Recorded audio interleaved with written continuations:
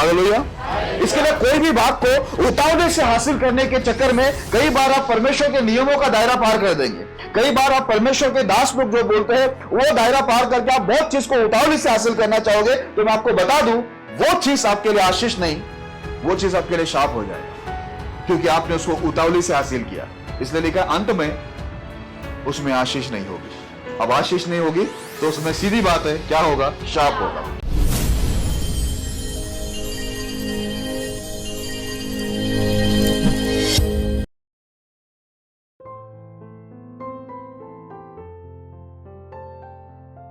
यदि आप भी चाहते हैं कि प्रभु आपके जीवन में भी अद्भुत कार्य करें, तो आप हमसे जुड़िए।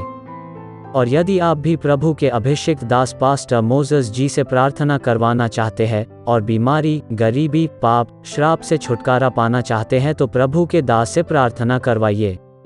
प्रार्थना निवेदन के लिए डायल करें 9821509346। दूसरा number 9820902867। If you too want the Lord to work mighty wonders in your life, then you may join us. And if you want the Lord's anointed servant Pastor Moses to pray for you to get rid of sickness, poverty, sin and curses, then you may do so. For prayer request, 9821509346. Alternate number, 9820902867.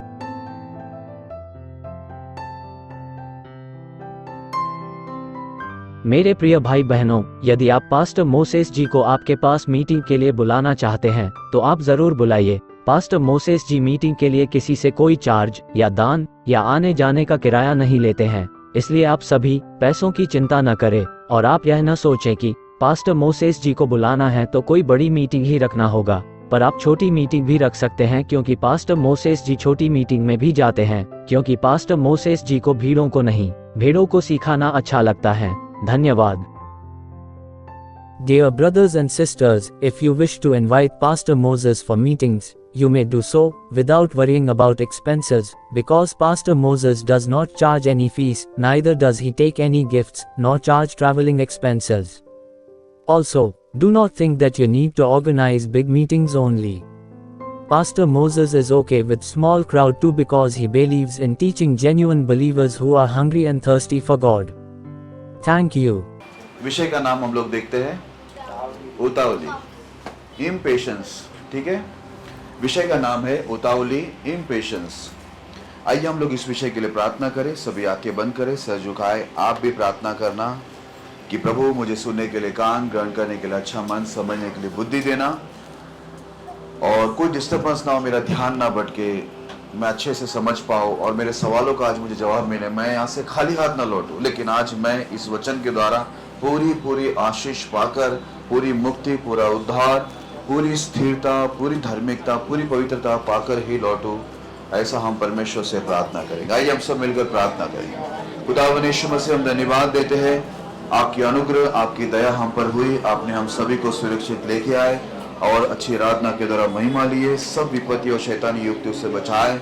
हमारे हर चीज़ों में प्रभु आपने हमारी सहायता की, किसी भी प्रकार का डिस्टर्बेंस अभी तक नहीं होने दिए। धन्यवाद, और धन्यवाद इस विषय के लिए, सारे वचनों के लिए जो आपने हमें दिए है। प्रभु मैं विनती करता हूँ, बोलने वाला आपका दास ना हो, लेकिन आप हमसे बातें करें, क्योंकि वचन के अंदर लिखा हुआ है, परमेश्वर तू खड़ा रहे लेकिन बोलने वाला मैं होगा। परमेश्वर पिता, आज आप हमसे बातें करें, क्योंकि हम आप ही की वाणी सुनने यहाँ पर आए हैं। क्योंकि मनुष्य के जीवन नहीं बदल सकते, लेकिन जब आपकी वाणी आती है तो मरे हुए मुर्दे भी कब्र से बाहर आते हैं। प्रभु जी चाहते हैं कि आप हमसे बातें करें और आज ये वचन हमारे जीवन, स्थिति और स्वभाव को बदले। जितने लोग यहाँ पर आए उनके सवालों का जवाब उनको मिले, और जितने लोग यहाँ पर आए वो सब इन वचन से परमेश्वर आशीष, चंगाई, मुक्ति, उद्धार पाकर बड़े परमेश्वर आनंद के साथ प्रभु यहाँ से सामर्थ और वरदान, पवित्र आत्मा पाकर प्रभु बड़े आनंद से यहाँ से खुशी से लौटे। ऐसा हम प्रार्थना करते। प्रभु आप कार्य करेंगे, हम विश्वास से धन्यवाद देते हैं। आए वे सभी को आपके हाथों में देते। प्रभु मैं खुद को भी समर्पित करता हूँ, आगे का सारा समय आपके हाथ में देता हूँ, पूरे एरिया भी समर्पित करता हूँ। शैतान की कोई भी युक्ति प्रबल ना हो, सारे बच्चों को भी शांत रखें और सबका ध्यान आपके ओर बनाए रखना। जितने भी दुष्ट आत्मा इस वक्त ध्यान भटकाने के लिए, नींद लाने के लिए, सबको ध्यान भटकाने, वचन चुराने के लिए तैयार है, ऐसे सभी गंदी दुष्ट आत्मा को मैं प्रभु यीशु के नाम बांध के दूर करता हूँ। प्रभु आपका अनुग्रह, आपकी दया बनी रहे। सारी महिमा आदर आपको देते हैं, प्रार्थना यीशु के नाम में करते हैं, आमीन। तो आज का जो विषय है, विषय का नाम है उतावली, इम्पेशंस। तो ये जो विषय है, ये जो उतावली, ये जो वर्ड है, ये इम्पेशंस जो वर्ड है, ये बाइबल के अंदर आपको कई बार, आपको कई जगह पर आपको पढ़ने और देखने को मिलेगा। ये विषय को हम ध्यानपूर्वक समझेंगे, सीखेंगे कि परमेश्वर इस वचन के द्वारा हमें क्या सिखाना और क्या समझाना चाहता है। परमेश्वर की कोई भी बातें बाइबल के अंदर लिखी हुई है, वो कभी व्यर्थ में लिखा हुआ नहीं है। हर एक चीज के पीछे परमेश्वर का उद्देश्य है। हर एक वचन के पीछे परमेश्वर ने हमारे लिए छुटकारा, मुक्ति और आशीष और उन्नति और बहुत कुछ रखा हुआ है। ये आपको और मुझे समझ के लेना है। बाइबल में लिखा है, परमेश्वर की महिमा गुप्त रखने में है, राजाओं की महिमा गुप्त बातों को पता लगाने में है। तो परमेश्वर ने हमें गुप्त बातों का पता लगाने के लिए दिया है, ताकि वो चीज हमारे जीवन के अंदर आशीष को लेके आए। तो आइए हम लोग पहले वचन को पढ़ेंगे और फिर हम लोग आगे बढ़ेंगे। नीति वचन उसका 19वां अध्याय दूसरा वचन को हम पढ़ेंगे। नीति वचन 19 अध्याय दूसरा वचन। इसके पहले कि पढ़े, मैं आपको बोलना चाहूंगा, उतावली का जो मतलब होता है सबर नहीं, बहुत घाई करना। ठीक है, मैंने क्या बोला? उतावली का मतलब होता है ना, बहुत घाई करना, सबर नहीं, धीरज नहीं। हर बातों के अंदर हम घाई करते हैं। जो लोग बहुत चीजों में घाई करते हैं उसे बोलते हैं उतावली, इम्पेशंस। आइए वचन को पढ़ते हैं। नीति वचन उसका 19वां अध्याय दूसरा वचन। नीति वचन 19वां अध्याय दूसरा वचन। मनुष्य का ज्ञान रहित रहना अच्छा नहीं, और जो उतावली से दौड़ता है वह चूक जाता है। हालेलुया। ध्यान देना सभी लोग। यहाँ पर बाइबल के अंदर लिखा हुआ है, नीति वचन लिखने वाला बड़ा बुद्धिमान है। परमेश्वर की आत्मा में परिपूर्ण होकर प्रभु से बुद्धि मांगकर उसने बुद्धि प्राप्त की, और उसकी बहुत सी बातें ऐसी बड़ा बुद्धिमानी वाली बातें सीखने लायक है। यहाँ पर ऐसा लिखा हुआ है, मनुष्य का ज्ञान रहित रहना अच्छा नहीं। हालेलुया। पहली बात यहाँ पर ऊपर लिखा हुआ है, मनुष्य का ज्ञान रहित रहना। ये कौन सी ज्ञान की बात कर रहे हैं? मैं संसारिक, ये बाइबल जो है संसारिक या शारीरिक ज्ञान की बातें या कोई बुराई की ज्ञान की बातें होती है ना, वो ज्ञान की बात यहाँ पर नहीं हो रही है। यहाँ पर ज्ञान रहित रहना मतलब है परमेश्वर के ज्ञान से जो अनजान रहते हैं, परमेश्वर के बिना ज्ञान के रहते हैं, वो ज्ञान से अनजान रहना या वो ज्ञान के बिना रहना अच्छा नहीं है करके यहाँ पर लिखा हुआ है। हालेलुया। इसके लिए समय मिलता है, बाइबल को पढ़ो, समय मिलते हैं, बाइबल के सिखाने वाले की वीडियोस देखो, और हमेशा परमेश्वर के ज्ञान को क्या करो? प्राप्त करते रहो। क्योंकि आप ये कभी नहीं सोचना मैं सिर्फ प्रार्थना करूंगा या करूंगी, या सिर्फ आकर चर्च में बैठकर जाऊंगी तो मेरा सब कुछ ठीक हो जाएगा। तो आप ये कभी मत सोचो। आप सोचे कि मैं थोड़ा गाना गा लूं, आराधना कर लूं तो सब ठीक हो जाएगा, वैसा भी नहीं है। यहाँ पर लिखा हुआ है, मनुष्य का ज्ञान रहित रहना अच्छा नहीं। अब अच्छा नहीं बोला है तो फिर वो अच्छा नहीं है। हालेलुया। अच्छा नहीं है बोला तो फिर अच्छा है ऐसा नहीं हो सकता, क्योंकि ये लिखने वाला पवित्र आत्मा है। तो इसके लिए क्या करना, कभी भी बच्चे, जवान, उम्र वाले, जैसे हम सब चीजों के लिए समय देते हैं, वैसे बाइबल को निकालकर पढ़ने के लिए भी समय देना, और उसका ज्ञान जो परमेश्वर का ज्ञान है, जो पूरी दुनिया बनाने वाले का ज्ञान है, वो ज्ञान को जरूर क्या करना? प्राप्त करना। इससे आपको घटी नहीं, आपको हमेशा बढ़ोतरी होगी। इससे आपको नुकसान नहीं होगा, या नुकसान नहीं होगा, आपको आशीष ही होगा। हालेलुया। फायदा ही होगा। आगे की बात है जो हमारे विषय का नाम है, और जो उतावली से दौड़ता है वो चूक जाता है। जितने भी लोग उतावली करके दौड़ते हैं, चाहे फिर वो कोई भी बातों के अंदर की दौड़ हो, यदि कोई भी उतावली से दौड़ने वाला व्यक्ति होता है, वो कभी भी चूक जाता है। मतलब उसका मतलब समझते, उससे गलती हो जाती है। हालेलुया। चाहे आप बात करने में उतावली हो, कोई काम करने में उतावली हो, या कोई भी चीज के लिए अगर आप घाई करते हो, उतावली करते हो, तो आपसे जरूर गलती हो जाएगा। चूक जाएगा मतलब आपसे कुछ ना कुछ गलती हो ही जाएगी, उसमें मिस्टेक हो जाएगी। ठीक है, अभी मैं एक उदाहरण देता हूं। एक वचन को पढ़ते हैं, कैसी गलती हो जाती है, मैं एक उदाहरण पढ़ता हूं। है ये शारीरिक बातें, लेकिन यहां से हम लोग आत्मिक बातों को सीखेंगे। दूसरा शामुएल 4 अध्याय 4 वचन। दूसरा शामुएल 4 अध्याय 4 वचन। शाऊल के पुत्र योनातान के एक लंगड़ा बेटा था। जब इजराइल से शाऊल और योनातान का समाचार आया तब वह 5 वर्ष का था। उस समय उसकी दाई उसे उठाकर भागी, और उसके उतावली से भागने के कारण वह गिरकर लंगड़ा हो गया। उसका नाम मपीबोशेत था। हालेलुया। अभी यहाँ पर ध्यान देना, शाऊल इजराइल का पहला राजा, उसका बेटा योनातान, योनातान का बेटा मपी बोशेत। अभी ये 5 साल का था जब वहां पर खबर आई इजराइल के अंदर कि लड़ाई के अंदर शाऊल भी मर चुका है, योनातान भी मर चुका है। ये खबर आने के टाइम में एक दाई थी जो बच्चे का रखवाली करती थी। ये मेपीबोशेत जो था ये सिर्फ 5 साल का था, ठीक है। अब इसको गोद में लेकर वो क्या की, वो दाई जो है बड़ी उतावली से दौड़ी। अभी देखो एक छोटे बच्चे साथ में रहते हमारे या हाथ में रहते तो हम लोग को बहुत ध्यानपूर्वक उसको लेकर चलना है क्योंकि वो छोटा बच्चा है। देखो एक बड़ा इंसान गिरता है तो वो जल्दी से खड़ा होता है क्योंकि उसको ताकत होती है, उसकी हड्डियां मजबूत होती है कि नहीं, और वो जल्दी से खड़ा होकर वापस से आगे बढ़ सकता है। लेकिन छोटा बच्चा यदि थोड़े भी ऊपर से गिर जाए उसकी हड्डियां टूट सकती है, उसका जान भी जा सकते हैं। ऐसे कितने लोग के जान चले भी गए, ठीक है। तो यहां पर क्या हो गया, एक बच्चे का पूरा जीवन ही खराब हो गया क्योंकि ये दाई उतावली से दौड़ी करके लिखा है और वो 5 साल का बच्चा को लेकर वो गिर गई और बच्चा हाथ से गिरने की वजह से अब वो जीवन भर के लिए क्या हो गया, लंगड़ा हो गया। हालेलुया। इसके लिए बोलते हैं घाई घाई करना गड़बड़ी है ना, घाई करना नुकसान। जितने इंसान घाई करते हैं, घाई घाई से दौड़ते हैं, उतावली से दौड़ते हैं, उनसे बहुत सारी गलतियां हमेशा हो जाती है। Praise the Lord. इसके लिए जीवन के अंदर कभी भी क्या रखना, पेशेंस रखना बहुत जरूरी है, धीरज रखना बहुत जरूरी है कोई भी कामों के लिए, ठीक है। यदि आप धीरज नहीं धरेंगे तो आपके जीवन के अंदर नुकसान होगा और आपके वजह से किसी के लिए भी नुकसान होगा, ठीक है। आपका खुद का भी नुकसान हो सकता है, आपकी वजह से आपका परिवार या आपकी वजह से किसी और का भी नुकसान हो सकता है। जैसे ये दाई की वजह से योनातान का बेटा मपीबोशेत का क्या हुआ, पैर ही चला गया, वो जीवन भर के लिए लंगड़ा हो गया। हालेलुया। अब वो 5 साल का खुद वो बच्चा तो नहीं दौड़ा, ठीक है, लेकिन उसको लेकर दौड़ने वाला तो संभल के दौड़ना चाहिए, ठीक है। वो कैसे भी लेकर दौड़ा, इसके वजह से क्या हो गया, वो बच्चा गिरा और बच्चे का पैर हमेशा हमेशा के लिए क्या हो गया, वो लंगड़ा हो गया। तो जहां भी आपको घाई दिखती है, वहां पर जहां घाई होती है वहां पर गड़बड़ी होती है, वहां पर गलतियां होती है, वहां पर नुकसान भी होता है। इसके लिए जीवन के अंदर कभी भी क्या करना, पेशेंस रखना, कोई भी चीज के लिए धीरज रखना। हालेलुया। हाँ, अगर आपको उतावली करना है, घाई करना है, तो आप अपने पाप से निकलने के लिए घाई करो। आपको अगर उतावली करना है, घाई करना है, तो आप अपने पाप से निकलने के लिए घाई कर सकते हैं। आप परमेश्वर की आज्ञाओं को मानने के लिए घाई कर सकते हैं। आप अच्छे काम के लिए घाई करो, कोई प्रॉब्लम नहीं, ठीक है। लेकिन अगर आप ऐसे कहीं भी आप घाई घाई करोगे, उतावली करोगे, तो आप कहीं ना कहीं गिर जाओगे। आपके वजह से आपका भी नुकसान होगा, किसी और का भी क्या हो जाएगा, नुकसान हो जाएगा, जैसे इस बच्चे का हो गया। क्या नाम है इसका, मपीबोशेत। ओके, अभी हम लोग दूसरा देखते हैं, दूसरा एक बात को देखते हैं, या दूसरा एक पॉइंट को देखते हैं। नीति वचन 20 अध्याय उसका 21वां वचन को पढ़ेंगे। नीति वचन 20 अध्याय 21 वचन।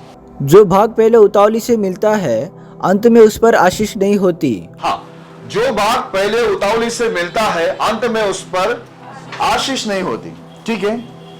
अभी क्या होता है मालूम है, हम लोग को बहुत सारी चीजें चाहिए होती है। हम लोग इंसान है और इंसान बड़ा लालची है, और इंसान को हर चीज चाहिए रहता है, ठीक है। ये चाहिए, वो चाहिए, वो चाहिए। मैं आपको बार बार बताता हूं, इंसान को कितना भी मिलेगा ना तो भी कम।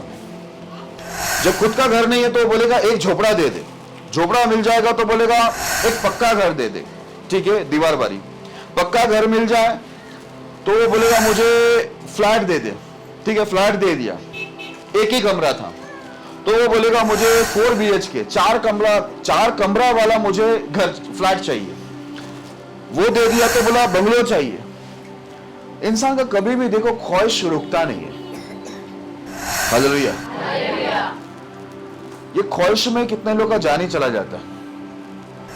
अभी देखो अरबपति शहजादा दाऊद, नाम भी देखो उसका क्या था, अरबपति शहजादा दाऊद, उसका बेटा सोलोमन, पूरा बाइबल का ही था नाम। 2-2 करोड़ रुपया देकर 2 टिकट लिया लोग ने। उसके अलावा और 3 जन थे, एक तो चलो उसको चलाने वाला था पंडुपी को, और दूसरा और 2 जन थे, सब रईस लोग, अरबपति। 2 करोड़ का एक टिकट। क्या देखने गए, 112 साल पहले जो डूब गया था टाइटैनिक, उसको देखने गए। अभी वहां पर टाइटैनिक, आप टाइटैनिक की कहानी सुने होंगे। टाइटैनिक 112 साल पहले बोलते हैं डूब गए महासागर के अंदर। अभी उसको देखने के लिए 2 करोड़ रुपए का टिकट डालकर गया और क्या हो गए, जिंदा ये लोग वापस लौटाए। इंसान को लालच क्या है, अभी उसको क्या देखना है? जो 12,500 फीट नीचे है, ठीक है, अभी इसको देखने का क्या जरूरत है? इतना गहराई के अंदर जाकर उसको देखने के लिए, मरने के लिए क्या 2 करोड़ रुपए देकर, 2 करोड़ का क्या क्या कर सकते हो लोग, ठीक है, बहुत कुछ कर सकते हैं, करने के लिए बहुत कुछ है दुनिया में, है क्या नहीं? अभी देखो वो दोनों शहजादा दाऊद और उसका बेटा सुलेमान, ये दोनों पाकिस्तान के अंदर कितनी गरीबी है। ये 4 करोड़ रुपया वो उधर ही किधर गरीब लोग है उसके मध्य में अगर वो डाले तो वहां पर बहुत कुछ हो सकता है, गरीब लोग की मदद हो सकता है। लेकिन बोलता ना, गरीब लोग गरीबी से मर रहे और अमीर लोग शौक से मर रहे। हालेलुया।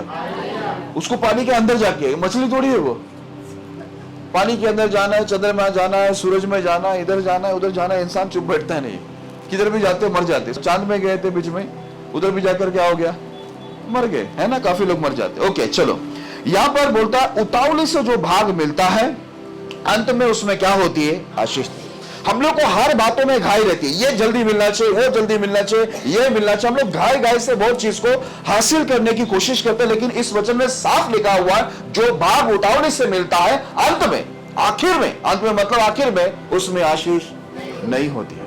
हालेलुया। इसके लिए लाइफ के अंदर कभी भी कोई भी चीज के अंदर पेशेंस रखना, धीरज रखना, कोई चीज भागा चला नहीं जा रहा है, ठीक है, पेशेंस रख के, सोच समझ के, हर एक चीज का पता लगा के कि आगे क्या होगा, कैसा होगा, ये सब चीजों को सोच समझ कर ही एक कदम को आगे बढ़ाना जरूरी है।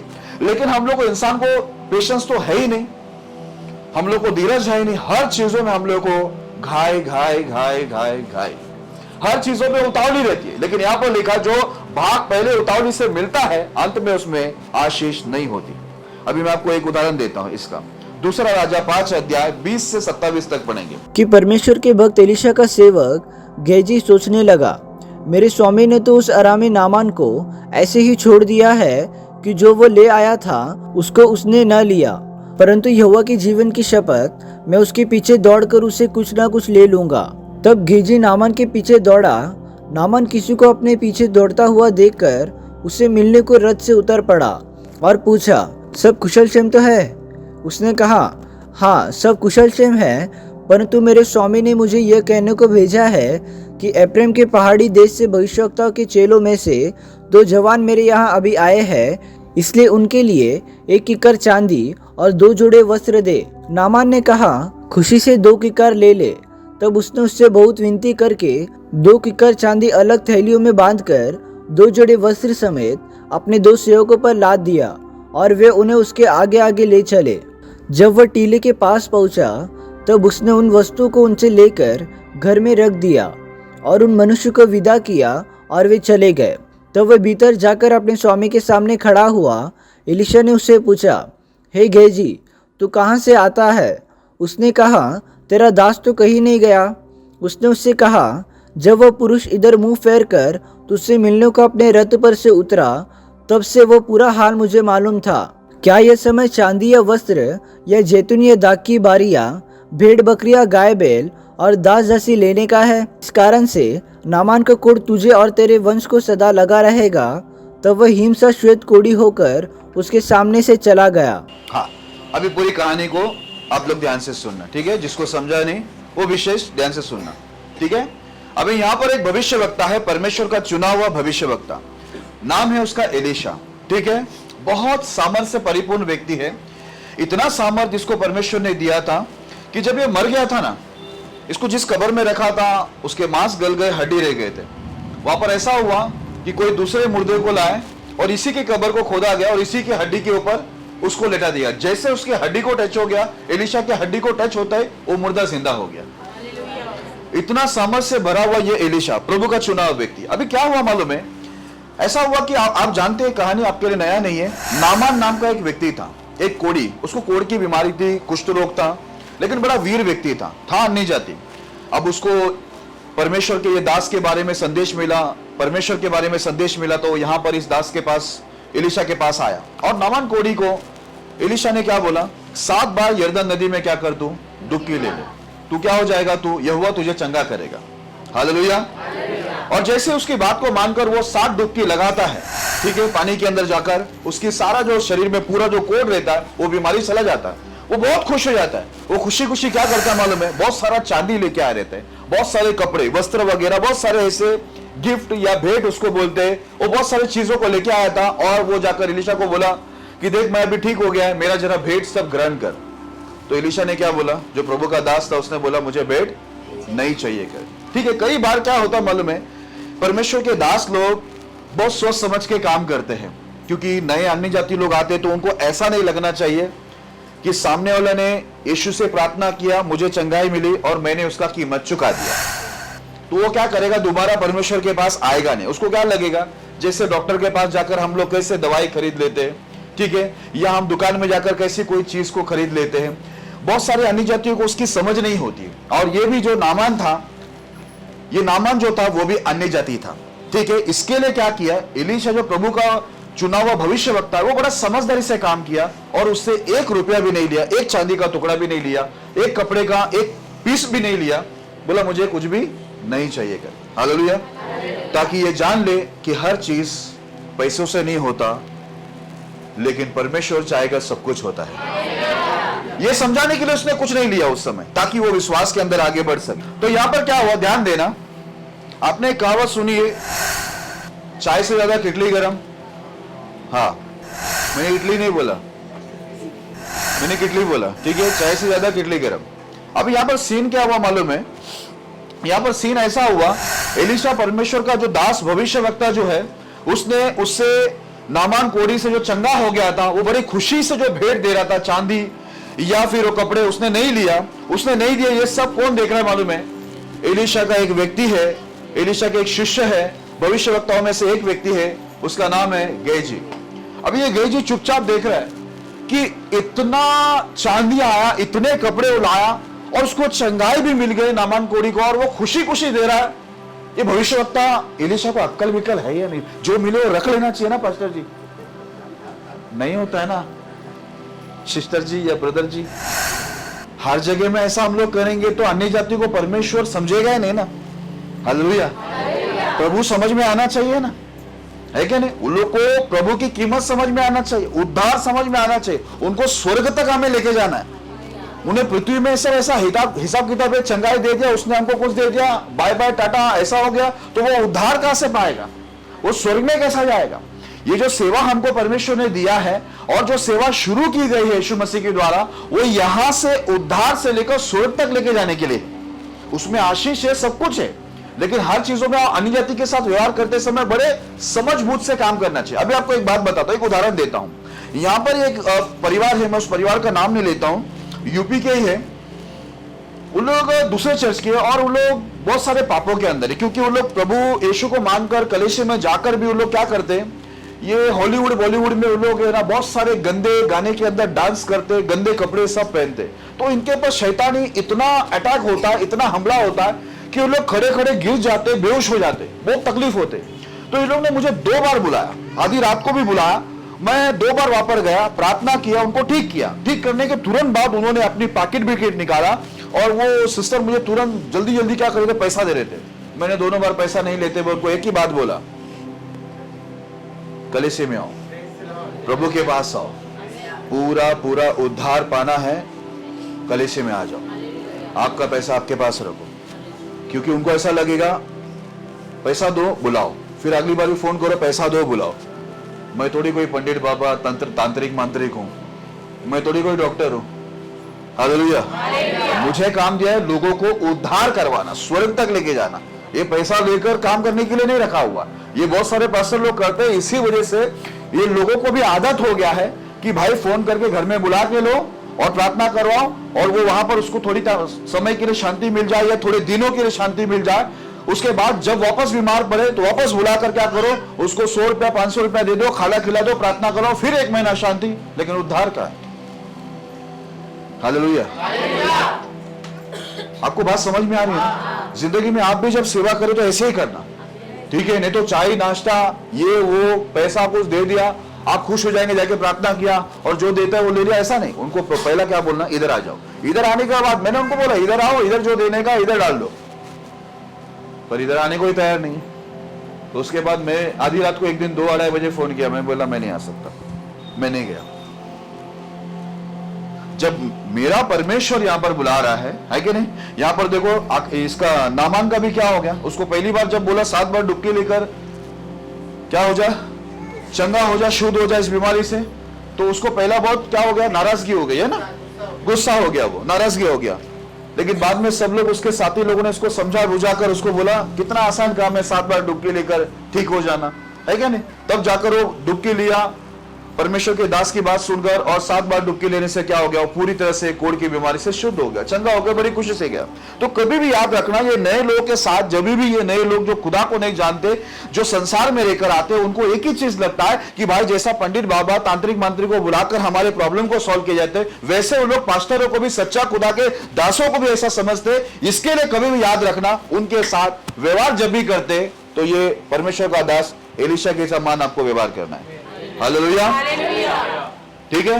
अभी ऐसा होता है, गेजी ये सब देखने के बाद नामान कोढ़ी के पास जाता है, जो कोढ़ से मुक्त हुआ रहता है, वो उसके पास जाता है और बाद में उसको जाकर वहाँ पर झूठ बोलता है कि कुछ मेहमान आए हैं, कुछ भविष्यवक्ता आए हैं, उनके लिए हमें कुछ देना है उनको। और ऐसा बोलने के बाद वो नामान से बहुत सारे चांदियों को और कुछ वस्त्रों को वो ले लेता है और अपने 2 सेवकों के ऊपर लाद कर उसे घर में लाकर रख देता है। और ये सब होने के बाद गेजी चुपचाप आकर वापस से एलीशा भविष्यवक्ता के पास आकर खड़ा हो जाता है।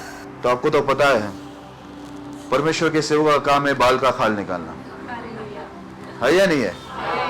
परमेश्वर के दासों का काम ही इंक्वायरी करना, गया किधर था, ठीक है। अब गेजी को जैसे ही पूछा तो एक अच्छे विश्वासी की तरह, एक अच्छे झूठे विश्वासी की तरह वही बात बोला जो हम बोलते हैं, मैं कहीं नहीं गया। उसने ऐसे ही बोला, कहीं तो नहीं, यहीं पर तू। तो क्या एलीशा अंधा हो गया, तो उसके नंबर लग गया था आंखों में, दिखाई नहीं दे रहा था अभी कुछ समय के लिए वो। तो क्या बोला मालूम है एलीशा? उसको पहले इज्जत से पूछता तो बोलता ना, अच्छा होता, बच जाता। अगर उसको पूछते समय वो बोलता तो बच जाता, लेकिन क्या हुआ, उसने पूछते ही, सेवक पूछते पहले ही शब्द क्या बोला? झूठ बोला, कहीं नहीं गया था। और यहां से बोला, अगर तू झूठ बोल रहा तो मैं सच बोलता हूं तुझे। बोलता है जैसे ही तूने जाकर नामान कोढ़ी है ना, जो आकर चंगा होकर गया, तू उसको रुका और रथ से जैसे टर्न मुड़ा, तेरी ओर मुड़ा, उस समय से लेकर प्रभु मुझे पूरा दर्शन दिखाया। तूने वहां से चांदी कपड़े सब लेकर आकर छुपा के रख दिया और चुपचाप आकर खड़ा हो गया। बोलता है सुन ले अभी परमेश्वर क्या बोलता है। बोलता है जो कोढ़ नामान के ऊपर से निकल गया था, वो कोढ़ तेरे ऊपर और तेरे पूरे आने वाले वंश के ऊपर पीढ़ी से पीढ़ी तक बना रहेगा। हालेलुया। और बाइबल के अंदर लिखा हुआ है, वो वहां से क्या हो गया, कोढ़ी होकर वहां से चला गया। तुरंत उसको कोढ़ पकड़ लिया। क्योंकि देखो हम लोग ने नीति वचन में क्या पढ़ा, जो भाग उतावली से मिलता है अंत में उसमें क्या रहती है, आशीष नहीं रहती है। अगर आशीष नहीं है तो दूसरा क्या है, श्राप। वो आ गया गेजी के ऊपर, था ये प्रभु का ही व्यक्ति, लेकिन क्या होगा, उतावली से उसको कुछ चीज चाहिए था, ठीक है। परमेश्वर का दायरे में आप देखोगे, बाइबल को आप पढ़ोगे, कोई भी चीज में उतावली नहीं है। हालेलुया। प्रभु का नियम हमको बहुत पेशेंस सिखाता है, बहुत धीरज धरना सिखाता है। लेकिन यहाँ पर क्या हो गया, ये बहुत उतावली करके उसको ये भाग चाहिए ही था, इसको चांदी चाहिए ही था, इसको कपड़े चाहिए ही था। और वो भी कैसे, परमेश्वर के नियमों से बाहर जाकर। जब उसका अगवा जिसको परमेश्वर ने इनके ऊपर ठहराया हुआ है, ठीक है, वो नहीं ले रहा है, तो उसके आगे इसको दौड़ना है बोलता है। इसके लिए मैं एक बात हमेशा बताता हूँ, चरवा आगे होना चाहिए, भेड़ पीछे होनी चाहिए। हालेलुया। जो आपके ऊपर अगवा ठहराया गया, कभी भी क्या करना, उसके पीछे से चलना। आप उसके आगे आगे दौड़ोगे तो आपका भी यही हालत हुआ कि जो भाग आपको उतावली से मिल तो जाएगी, लेकिन अंत में क्या है, उसमें आशीष नहीं, उसमें शाप लागू होगा। Praise the Lord. अभी इसको तो कोढ़ मिला, लेकिन शाप ऐसा आ गया कि बोला तेरे पीढ़ी से पीढ़ी तक, तेरे पूरे वंश को क्या होगा, कोढ़ लगा रहेगा। कितनी दुख की बात है या नहीं है? क्या खुशी की बात है आपके सब? हालेलुया। इसके लिए कोई भी भाग को उतावली से हासिल करने के चक्कर में कई बार आप परमेश्वर के नियमों का दायरा पार कर देंगे। कई बार आप परमेश्वर के दास लोग जो बोलते हैं, वो दायरा पार करके आप बहुत चीज को उतावली से हासिल करना चाहोगे, तो मैं आपको बता दूं, वो चीज आपके लिए आशीष नहीं, वो चीज आपके लिए शाप हो जाएगा, क्योंकि आपने उसको उतावली से हासिल किया। इसलिए लिखा अंत में उसमें आशीष नहीं होगी। अब आशीष नहीं होगी तो उसमें सीधी बात है क्या होगा, शाप होगा, जैसे गेजी के जीवन में आगे। तीसरा पॉइंट पे चलते हैं, नीति वचन 28 अध्याय 20 वचन। सच्चे मनुष्य पर बहुत आशीर्वाद होते रहते हैं, परंतु जो धनी होने में उतावली करता है वह निर्दोष नहीं ठहरता। हाँ, हालेलुया। ध्यान से सुनना, यहां पर लिखा है सच्चे मनुष्य पर बहुत आशीर्वाद होते रहते हैं। हालेलुया। इसके लिए बाइबल के अंदर लिखा हुआ है अय्यूब के बारे में, वो सीधा खरा, खरा मतलब सच्चा, सीधा खरा, परमेश्वर का भय मानने वाला और बुराई से अलग रहने वाला व्यक्ति था। इसके लिए उसको आशीष भी कैसी थी, बहुत आशीर्वाद उसके पर थी और होती रहती थी। तो यहां पर लिखा है सच्चे मनुष्य पर आशीर्वाद क्या होता है, बहुत से आशीर्वाद होते रहते हैं, वो रुकेगा नहीं, क्योंकि सामने वाला परमेश्वर के सामने सच्चाई से और आत्मा से भक्ति कर रहा है, वो सच्चाई पर खड़ा है, वो वचन पर खड़ा है, वो सच्चाई से परमेश्वर के पीछे चल रहा है, वो सच्चाई से परमेश्वर के नियमों को मान रहा है। इसके लिए उसके पर आशीर्वाद ऐसे आते ही रहेगा। इधर लिखा हुआ है आशीर्वाद होता रहता है। हालेलुया। आगे ऐसा लिखा हुआ है परंतु जो धनी होने में उतावली करता है वह निर्दोष नहीं ठहरता। हालेलुया। इंसान को तो आपको पता ही है, धनी होने में कौन से इंसान को उतावली नहीं है, बोलो कौन से इंसान को घाई नहीं है करोड़पति बनने में? सभी को क्या बनना है, करोड़पति, अरबपति बनना है, ठीक है, बहुत कुछ बनना है, लखपति बनना है, पत्नी का पति बनना है, बहुत कुछ बनना है, ठीक है। उम्र परमेश्वर ने दिया है हमें 70 से 80 साल, अभी उसके अंदर पूरा दुनिया को हासिल करना, बहुत कुछ करने की ख्वाहिश रखा हुआ, ठीक है। बहनों में भी है, भाइयों में भी है। धनी होने के लिए बहुत उतावली, ये करूंगी, वो करूंगी, ऐसा करूंगी, वैसा करूंगा, ये करूंगा, ये बनाऊंगा, कंपनी खोलूंगा, बहुत कुछ करूंगा, ठीक है, अच्छा है, प्रभु का अनुग्रह रहे तो सब कुछ ठीक ही हो जाएगा। हालेलुया। आप सच्चे बने रहेंगे तो परमेश्वर भी आपको आशीष करने के लिए सच्चा बना है, वो सच्चाई है, ठीक है। तो आपको समय समय पर क्या करेगा, वो आपको उठाएगा, ठीक है। आपको कुछ करने की जरूरत नहीं है, ठीक है। परमेश्वर आपको बढ़ाएगा, आपको प्रयास प्रार्थना सब करना है, परमेश्वर आपको वक्त पर सही समय पर आपको ऊपर बढ़ाएगा। लेकिन बाइबल में लिखा है धनी होने के लिए यदि आप उतावली करोगे तो आप निर्दोष नहीं ठहरेंगे, याद रखना। क्योंकि धनी होने के लिए जब हम लोग उतावली करते, हम लोग उतावली घाई करने से क्या होता है, हम परमेश्वर के नियमों से बाहर जाकर हम धनी बनने की कोशिश करते, और यही चीज क्या होता है, हम लोग को दोषी ठहरा देता है। क्या ठहरा देता है? हालेलुया।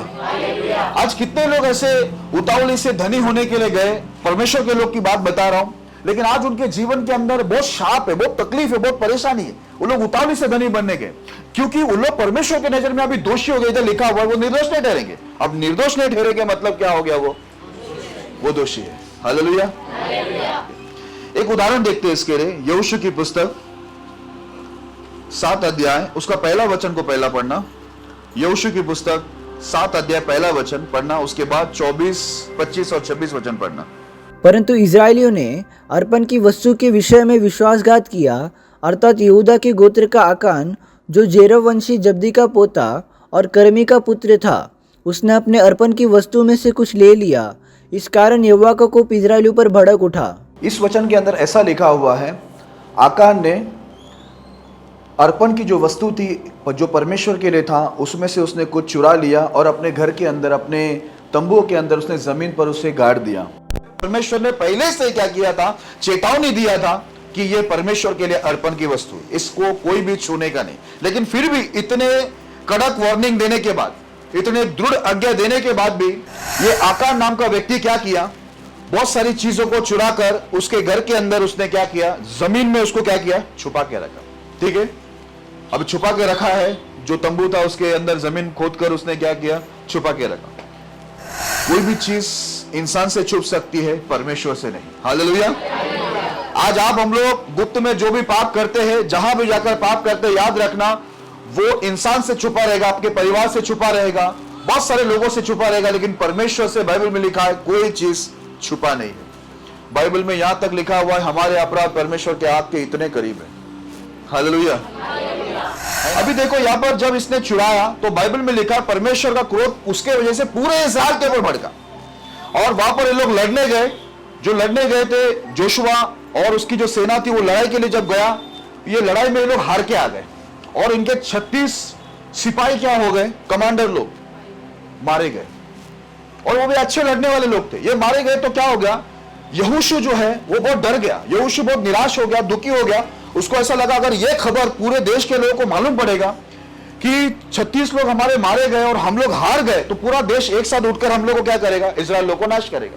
ये बात से वो दुखी होकर भूमि पर गिर के उसने प्रभु की दुआएं दी, प्रभु से रोकर प्रार्थना किया था। परमेश्वर आकर उससे बात किया, बोला तू भूमि पर क्यों गिरा हुआ है?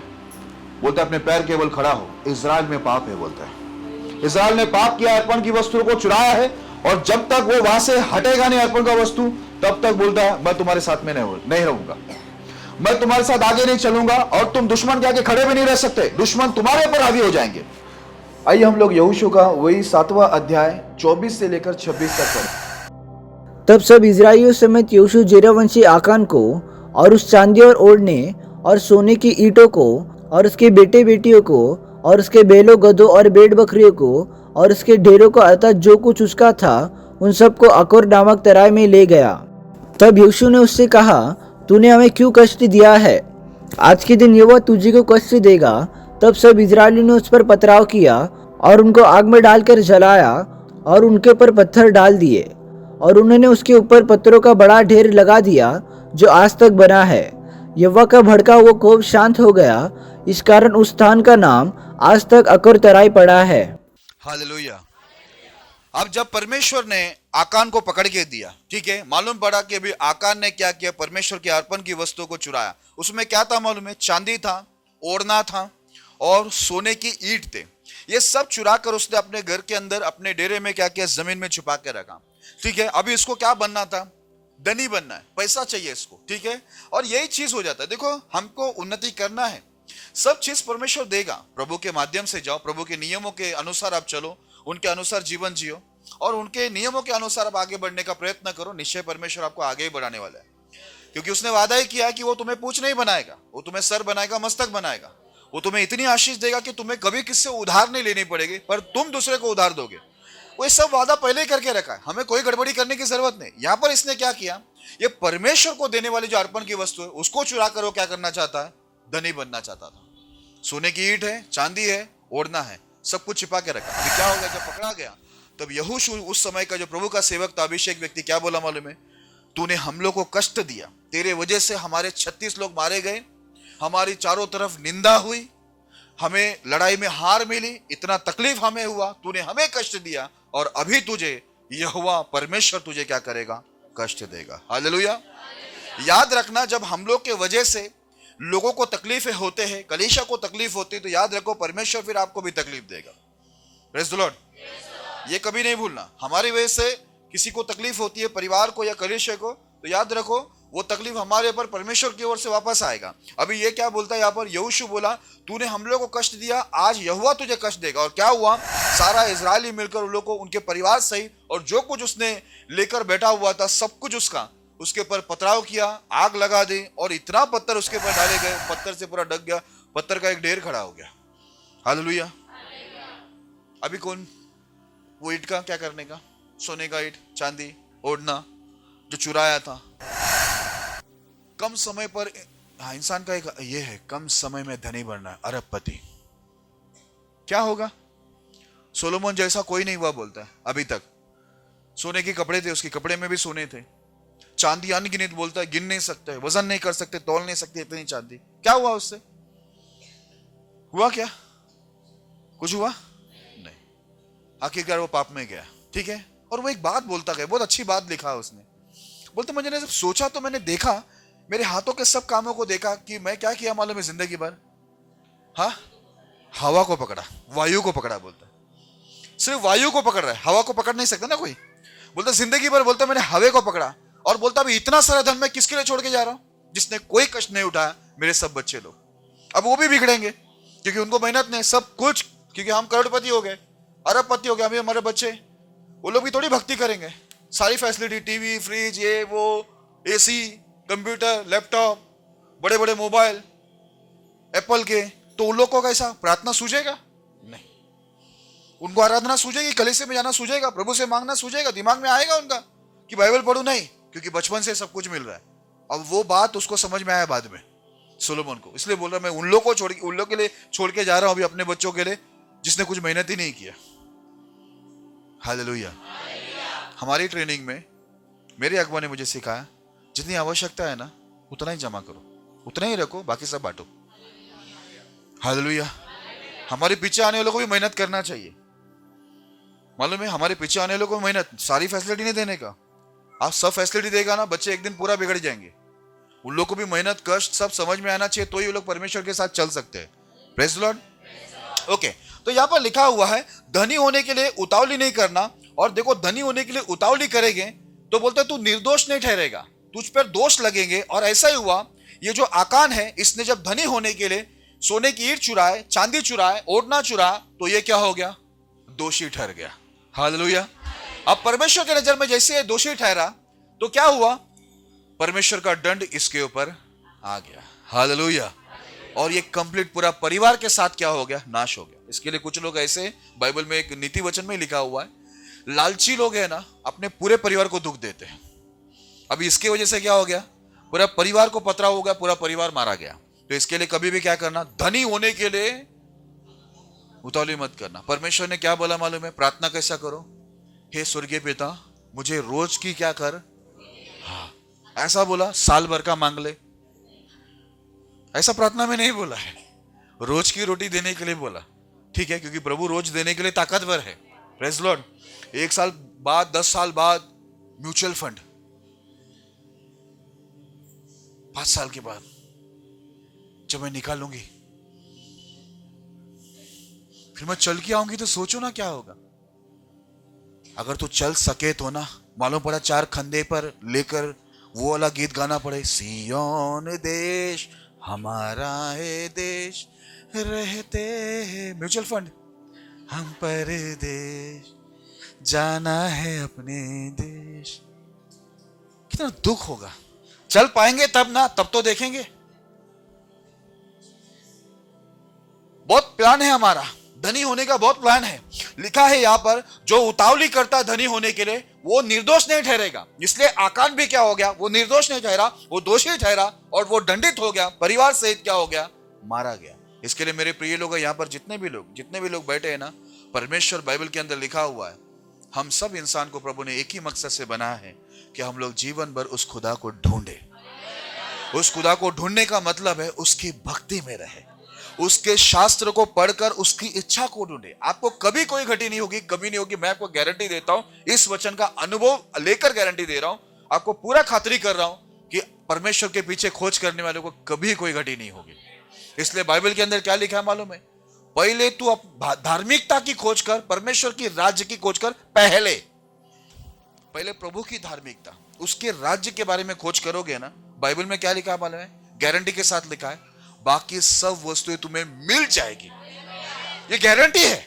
बोलते क्या खाओगे, क्या पहनोगे, हाँ, ये सब चिंता मत करो। बोलता है ये सब चिंता कौन करता है? बाइबल में लिखा मालूम है? अन्य जाति जिसके पास सच्चा परमेश्वर है, उनको ये चिंता होता है, क्या खाएंगे, क्या पिएंगे, हाँ, कहां रहेंगे, ये सब वो लोग चिंता करते। लेकिन परमेश्वर के लोग को बोला, पहले तुम खुदा को ढूंढो, खुदा के राज्य को ढूंढो, बाकी सब क्या लिखा है मालूम है? सब वस्तु तुम्हें मिल जाएगी।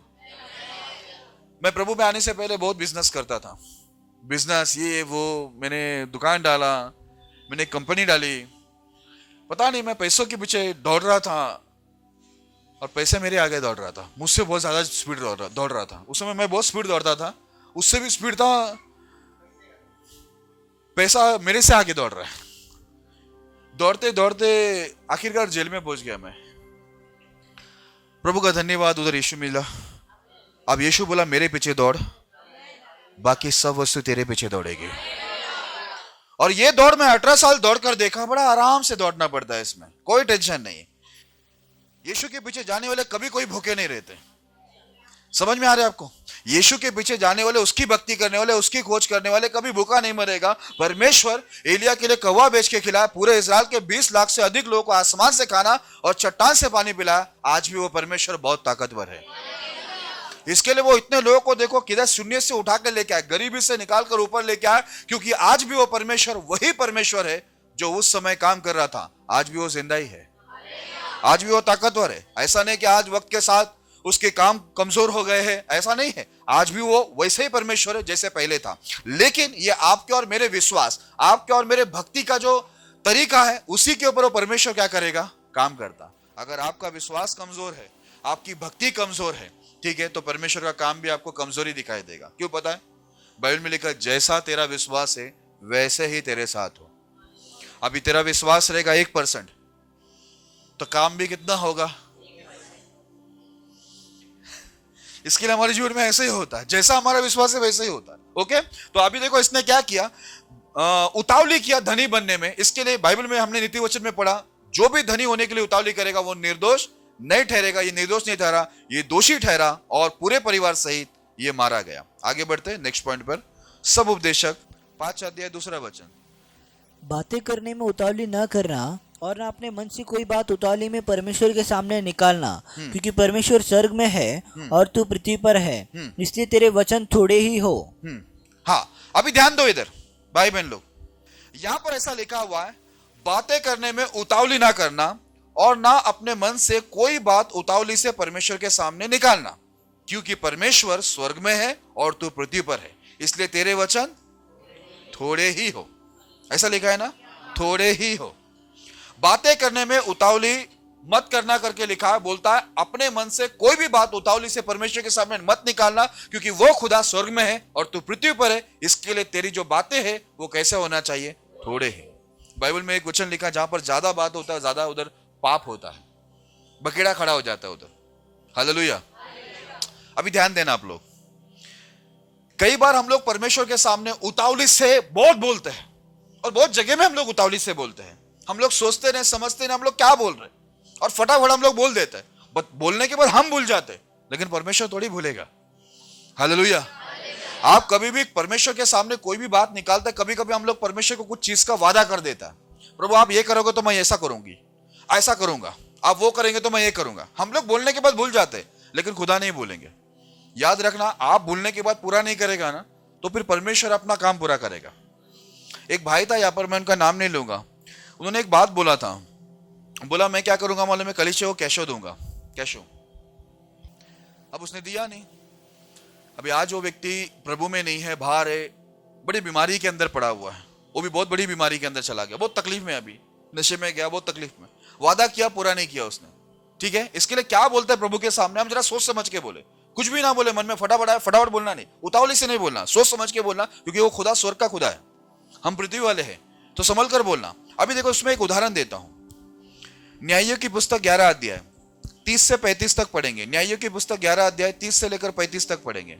और इब्ता ने यह कहकर यहोवा की मन्नत मानी, यदि तू निसंदेह अम्मोनियों को मेरे हाथ में कर देगा, तो जब मैं कुशल के साथ अम्मोनियों के पास से लौट आऊँ, तब जो कोई मेरे भेंट के लिए मेरे घर के द्वार से निकले वह यहोवा का ठहरेगा और मैं उसे होमबलि करके चढ़ाऊँगा। तब इब्ता अम्मोनियों से लड़ने को उनकी ओर गया और यहोवा ने उनको उसके हाथ में कर दिया, और वह अरोएर से ले मिन्नत तक जो 20 नगर है वरन अबेलेक रामीम तक जीते जीते उन्हें बहुत बड़ी मार से मारता गया, और अम्मोनी इज़राइल से हार गए। जब इब्ता मिस्पा को अपने घर आया, तब उसकी बेटी डफ बजाती और नाचती हुई उसके बेट के लिए निकल आई। वह उसकी एकलौती थी, उसको छोड़ उसके न तो कोई बेटा था और न कोई बेटी।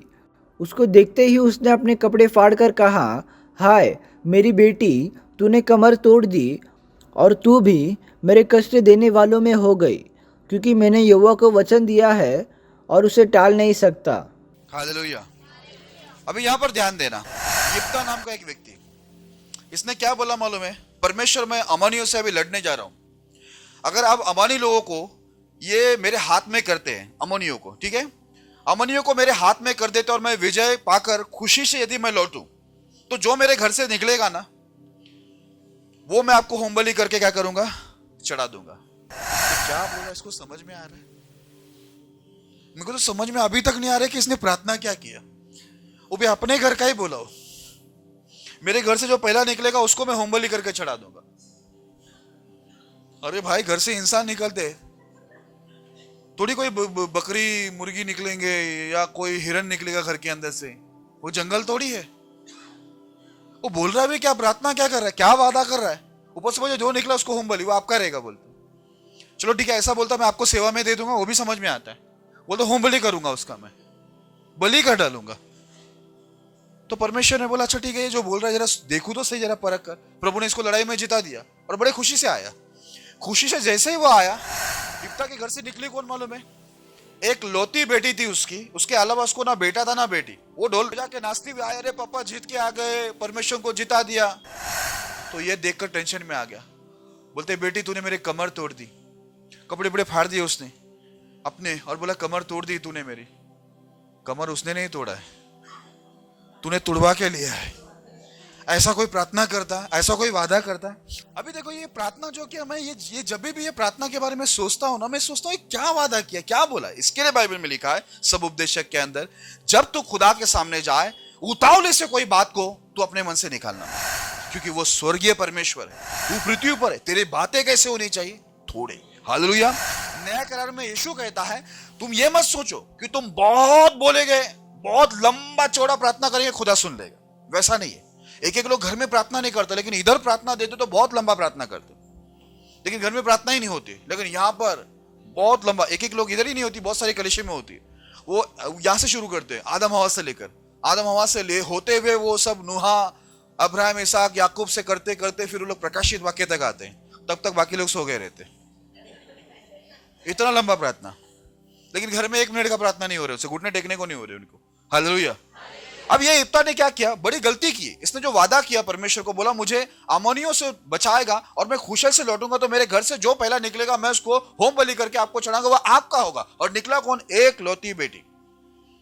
Praise the Lord. और फाइनली क्या हो गया?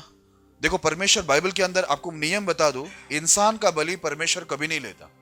बाइबल में इसका विरोध है। परमेश्वर ने बोला इंसान को कभी नहीं बलि करना, इसका विरोध है। परमेश्वर का नियम इसके खिलाफ है, क्योंकि उस समय भी बहुत सारे लोग अपने बच्चों को क्या करते थे, लोग चढ़ावा करते थे। तो अभी भी देखो अन्य जाति में बहुत जगह में होता, इंसान की बलि करते। परमेश्वर इंसान के बलि के खिलाफ है। लेकिन ये बंदा क्या परमेश्वर के जाकर वादा किया, क्या परमेश्वर से प्रार्थना कर रहा है, क्या मन्नत मांग रहा है, जरा सोच के नहीं मांगा। इसके लिए मेरे प्रिय लोगों, जब भी आप प्रार्थना करते जरा सोच समझ के बोलना, क्योंकि खुदा तो सुनता ही है। आप खुदा को बोला जिता दे, तो खुदा ने जिताया। अब ये फंस गया, ये बेटी को बोलता मैंने खुदा को वादा कर चुका हूं, अब ये भी फंस गया। वैसे खुदा किसी इंसान का जान नहीं लेता, वो ये क्षमा भी मांग सकता था, ये उसको प्रार्थना करके बदल सकता था, लेकिन अभी उसकी भी इज्जत के सवाल आ गए, वो पब्लिक के सामने। इसके लिए पब्लिक के सामने वो बड़ा बोल दिया। इसके लिए कभी भी क्या करना मालूम है? जब भी आप बात करते हैं ये सोच के करना, वो स्वर्गीय परमेश्वर है, वो स्वर्ग में बैठा हुआ है, हम पृथ्वी वाले हैं। ठीक है, तो जरा सोच समझ के अपने मुंह से बात निकालो। बात कितनी होनी चाहिए? थोड़े ही हो। बड़बड़ चालू रहता है, इतना बोलते हैं। एक लोग तो मेरे को मिलने आते हैं, इतना बोलते हैं। सच बोलो, कभी कभी वो क्या बोलते हैं समझ में नहीं आता। पहले एक लोग गवाही देने शुरू करते थे, बाप रे, यहाँ पर गवाही देने लोग ऐसा लगता है मेरी गवाही से लोग बहुत इंप्रेस हो गए, बहुत खुश हो गए, लोगों का विश्वास बहुत बढ़ रहा है। वो क्या बोल रहा है पहले वो समझ में तो आवे। वो समझ में आएगा तो लोग का उन्नति होगा ना विश्वास में। समझ में कुछ आएगा ही नहीं तो। इसके लिए क्या होना चाहिए? बात कितना होना चाहिए? थोड़ा। आप प्रभु के सामने, प्रभु का भवन है। याद रखना, जो संडे होता है, ध्यान में रखना, ये परमेश्वर का एक लिमिट वाला समय है, लिमिटेड समय है। इसमें आपको कलीसिया का समय खाना नहीं है, क्योंकि आप खुदा के सामने खड़े, स्वर्गीय खुदा के सामने। इसके लिए आपने बात short and sweet. Short and sweet समझते हैं क्या? छोटा और अच्छा होना चाहिए, बड़ा और बकवास समझ में आया ही नहीं। लोग तो तैयार ही रहते हैं, कहां ये गैप रखता है।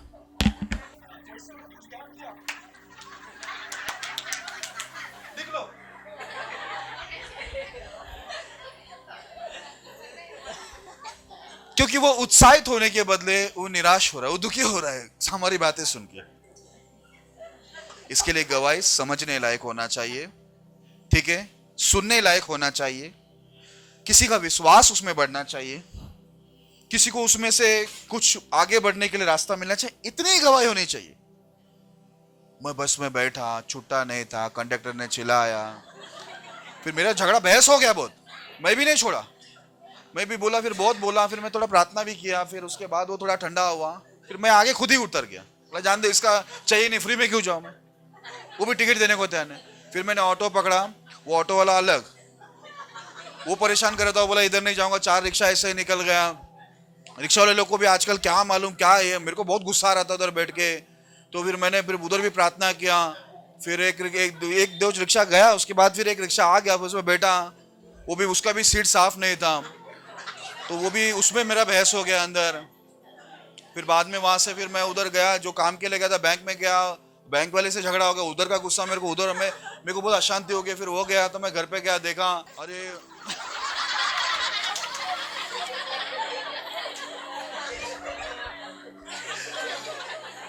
अभी इसमें सब आपकी गवाही क्या है वो सामने वाले को समझा ही नहीं।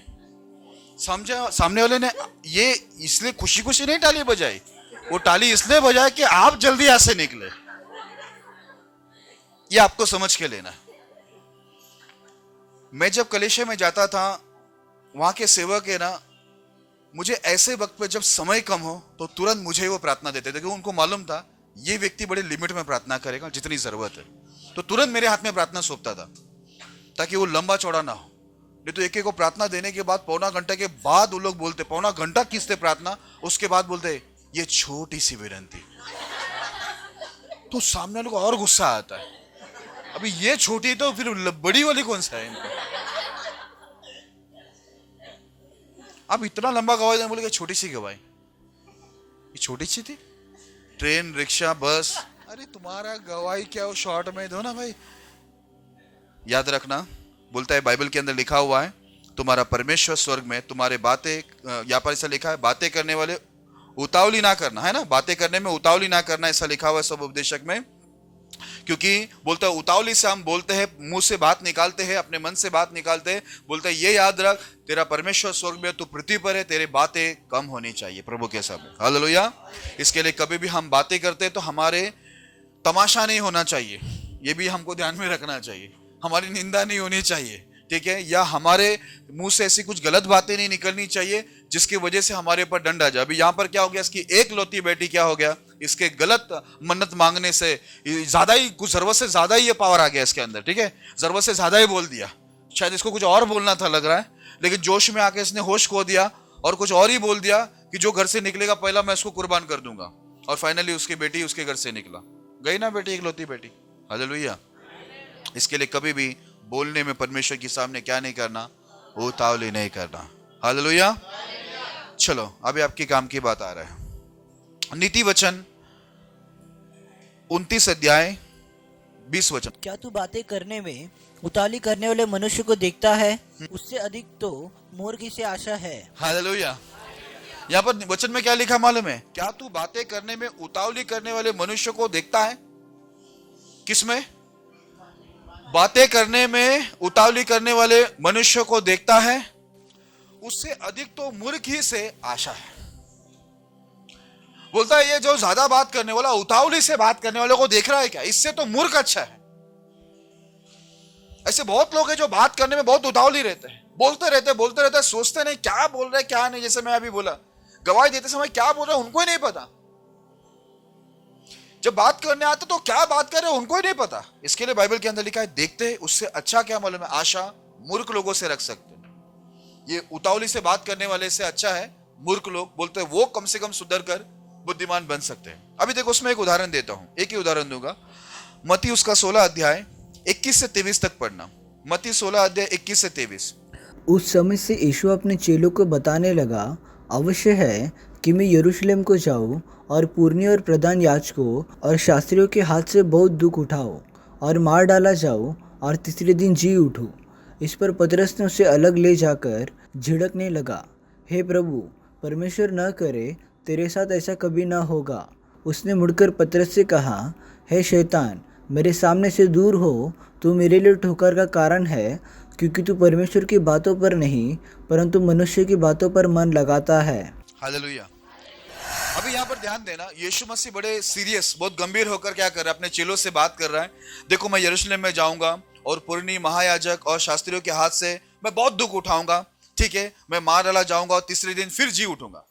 बड़ा सीरियस गंभीर बात वो अपने शिष्य को बता रहा था। इतनी गंभीर बात होने के बाद पतरस ने क्या किया, पतरस बहुत बढ़िया इंसान था। तुरंत यीशु मसीह को साइड में लेके जाकर झिड़कने लगा और बोलने लगा कि प्रभु परमेश्वर ऐसा कभी ना करे कि आपको क्रूस पे जाना पड़े, मरना पड़े, तीसरे दिन जी उठना पड़े। काहे के लिए कर, जब जी उठना है तो ऐसे जिंदा रहो ना। उसको समझ में आ रहा नहीं यीशु मसीह क्या बोल रहे। यीशु मसीह की बात कट करके अपनी बात घुसा रहे। ऐसे बहुत सारे मसीह लोग आपको मिलेंगे। मैं बहुत जगह पे गया था ना, मुझे उन लोगों का प्रॉब्लम ही सॉल्व नहीं हुआ। पता क्यों नहीं हुआ? वो मुझे बोलने ही दे रहे नहीं थे। तो मैंने भी बोला सुनता हूँ और सुनता ही रहता हूँ, क्योंकि मुझे बोलने देंगे, डॉक्टर को बोलने ही नहीं देंगे तो बीमारी ठीक कैसा होगा? बराबर है कि नहीं? सिर्फ पेशेंट ही बोलते रहेंगे। मैं कई जगह पे गया ना, ऐसे ही हुआ। कितना बोल रहे हैं, बोलते ही जा रहे हैं। मैं कोशिश कर रहा हूँ बोलने का, उनका मैं जो प्रॉब्लम है उसको सॉल्व करके दूं, उनकी जो समस्या दूर करने का आइडिया दूं। मैं जैसे मुंह खोल रहा उधर भी कट करके बोल रहा है। तो मैं बोला बोलते रहे, मैं भी अपना खाया पिया निकल के आ गया। जा जैसा है तो वैसे रहे। और क्या कर सकते हैं यार? अब डॉक्टर को बोलना पड़ेगा ना कि ये मत खाना, ना वो नहीं खाना, ना इससे एलर्जी है, ना उससे पेट दुखेगा, ना उससे ये होगा। ये डॉक्टर को बोलने ही दिया नहीं। तो ले तेरी मर्जी, जैसा दवा खाना खाए, ले पूरा बाटला, ले इंजेक्शन तो खुद ही लगा ले, ग्लूकोज भी ले ग्लूकोज लगा, नस पे लाने सर पे लगा तेरे, नहीं तो पी ले। बोलने ही दे रहे नहीं। ये पतरस जैसे है ना विश्वासी आपको बहुत मिलेंगे, कहीं कमी नहीं है। बहुत बोलता था यीशु मसीह। इसको क्या लगा मालूम है? यीशु मसीह इसका बड़बड़ सुन के ना उतावली से बोलता रहता।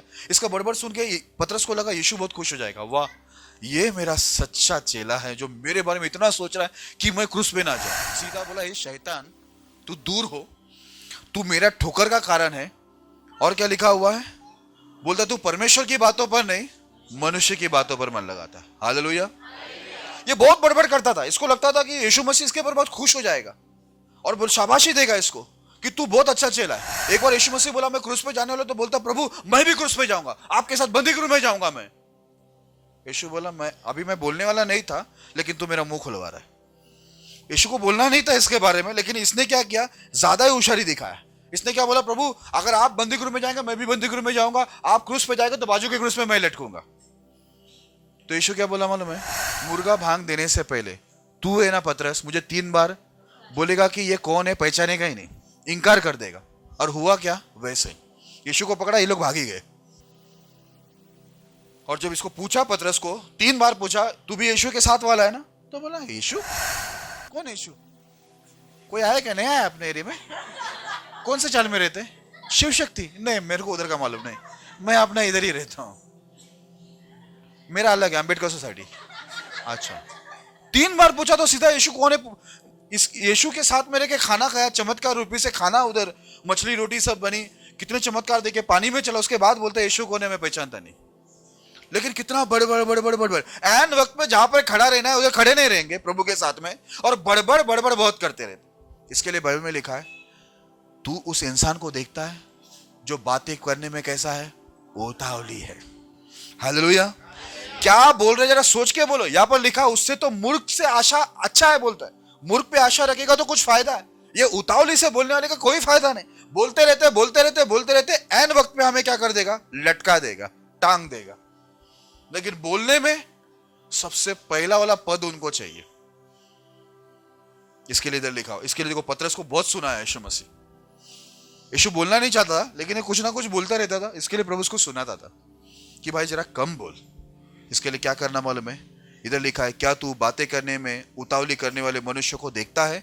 उससे अधिक तो मूर्ख ही से आशा।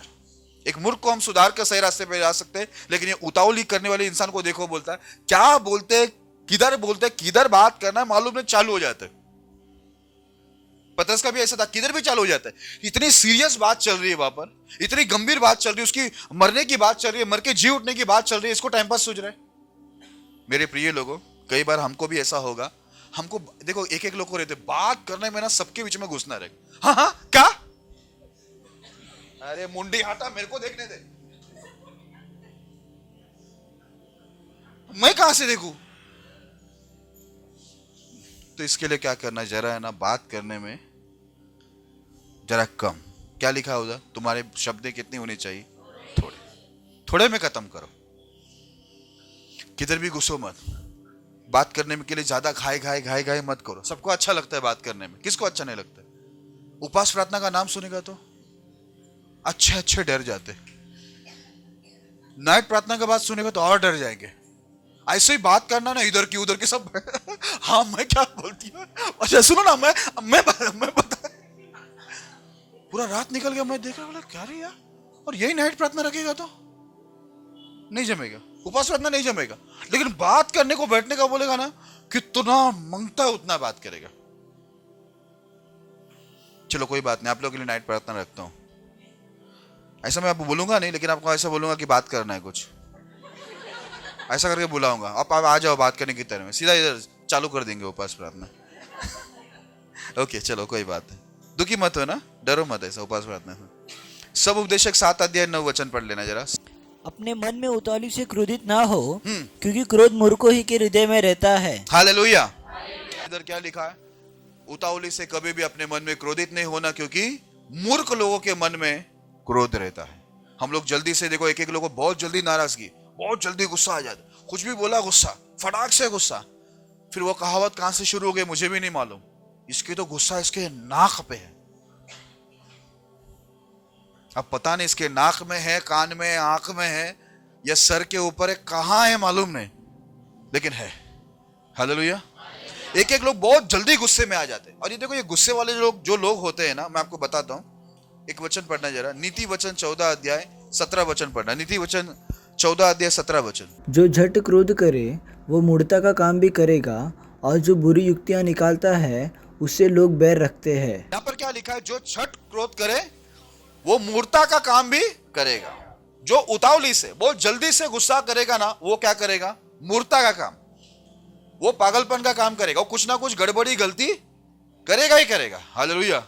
इसके लिए कभी भी याद रखना, हमारे जीवन के अंदर पेशेंस रहना बहुत जरूरी है, धीरज रहना जरूरी है। हर बातों के अंदर हम लोग कभी भी धीरज धरकर सोच समझ के हर कदम उठाना। क्रोध करने वाले, छठ क्रोध करने वाले, वो लोग मूर्खता का काम करते। इधर लिखा हुआ, अपने मन में उतावली से क्रोधित ना हो, क्योंकि क्रोध मूर्ख ही के हृदय में रहता है ना।